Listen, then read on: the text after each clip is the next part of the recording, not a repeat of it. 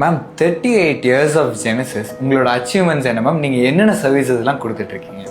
To start with first test baby மாதிரி ஒரு 2 நாள் அல்லது 3 நாட்கள் மட்டும் அந்த கருவை வந்து நம்ம சோதனை சாலை ஐவிஎஃப் லேபில் வந்து இது பண்ணோம்.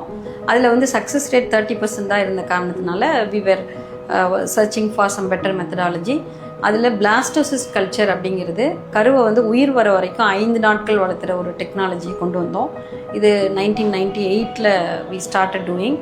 அதில் பிறந்தது தான் வந்து ஒரு 64 வயது பெண்மணிக்கு ஒரு குழந்தை பிறந்தது இங்கே ஈரோட்டில்.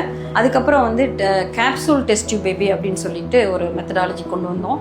இது எல்லாமே பார்த்திங்கன்னா யங் கப்பிள், ஓல்டு கப்பிள், ரொம்ப நாள் குழந்தை இல்லாதவங்க, ரிப்பீட்டடாக ஃபெயிலியர்ஸ், இவங்களுக்கு எல்லாத்துக்குமே குறைந்த செலவில் யங் கப்பிளுக்கு வெரி யூஸ்ஃபுல்லாக இருந்தது. இந்தியாவோட முதல் கேப்சூல் பேபி 2013 நவம்பரில் நம்ம ஹாஸ்பிட்டலில் மாருதி மெடிக்கல் சென்டர் ஜெனசிஸ் ஐவிஎஃப்ல தான் பிறந்தது. இந்த மாதிரி நம்மளோட மைல் ஸ்டோன்ஸ் நிறையா இருக்குது. But still we are still trying to conquer the failures. Genesis IVF Advanced Fertility Clinic.